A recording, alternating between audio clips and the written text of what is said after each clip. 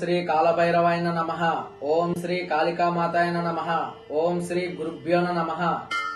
కాలభైరవ తాంత్రిక YouTube channel కి స్వాగతం. మనం ఎన్నో వీడియోల్లో వశీకరణం కోసం చెప్పుకున్నాం. ఈ రోజు సూర్య భగవానుడి వశీకరణం ఈ విధానం ఎలా చేసుకుంటారో మీకు నేను వివరిస్తాను.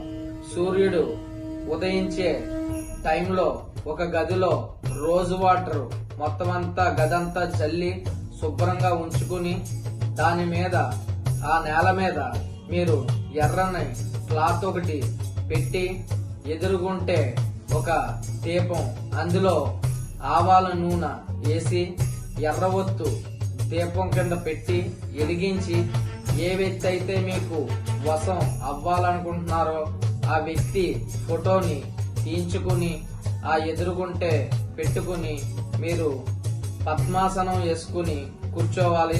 కూర్చున్న తర్వాత కింద ఈ డిస్కషన్ లో ఇచ్చిన మంత్రాన్ని మీరు 1000 సార్లు జపించాలి.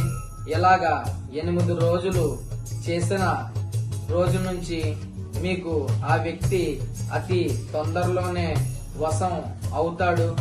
మరొకటి ఏంటంటే ఆ గదిలోకి ఎవరిని కూడా మీ మంత్ర సాధన అవ్వే వరకు ఆ 8 రోజులు ఎవరిని కూడా ఆ రూమ్ లోకి పంపించకూడదు. వాళ్ళెవరు కూడా అడుగు కూడా పెట్టకూడదు. ఆ గదిని చాలా శుభ్రంగా ఉంచాలి. ఎందుకంటే ఆ దేవత అక్కడ ప్రత్యక్షమయ్యి ఉంటుంది కాబట్టి ఎప్పుడైతే ఈ వశీకరణం మీకు అనుకూలంగా అవ్వింది ఇంకా నాకు చాలు అన్నప్పుడు ఆ ఫోటోని తీసి మడతపెట్టి ఎక్కడైనా సముద్రంలో రాయి కట్టి సంకల్పం చెప్పి వదిలేయాలి.